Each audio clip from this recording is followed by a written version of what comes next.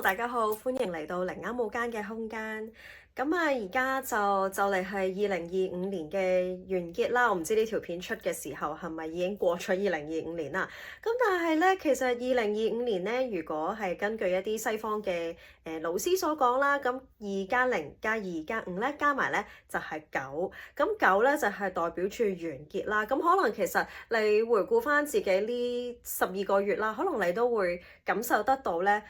有慢嘅完結，亦都有一啲嘢係快嘅完結，或者係一啲突如其來嘅完結。咁甚至乎今年可能大家都會即係見到世界各地有增加咗嘅衝突或者戰爭啦，甚至乎好似點解啲火山啊、啲地震啊，好似頻密咗好多咁樣添。甚至乎尋晚咧，台灣都發生咗呢個7級嘅地震嘅。係我今日錄嘅時候係10月28號係啦。咁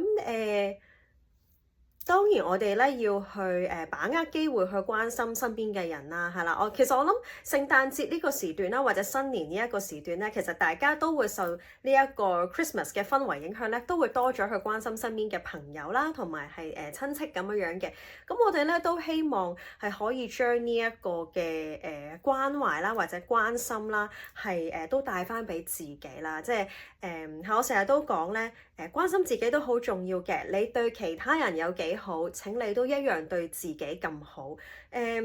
因為如果我哋咧淨係對其他人好，然之後對自己好 mean 咧，咁你個人個能量咧就會卡關卡得好緊要。咁對自己好唔係講緊話啊，咁我咪完全放任自己，我唔返工、唔沖涼、唔洗頭咁樣又得唔得咧？咁其實就梗係唔得啦，因為講緊對自己好咧係珍惜自己啦。珍惜自己嘅身體啦，咁當然每個人嘅清潔習慣唔同，全世界唔同氣候，當然唔能夠話啊全世界嘅人都應該每一日都要沖涼，咁因為譬如喺一啲好凍嘅地方，其實佢哋真係冇需要每日沖涼，係咪？咁但係我想講嘅嘢就係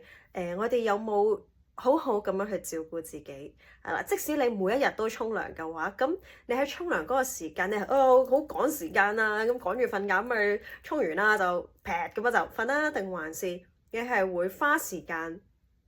譬如喺沖涼嘅時候係俾1分鐘、幾分鐘時間自己係一個安靜嘅時刻啊，或者去諗下一啲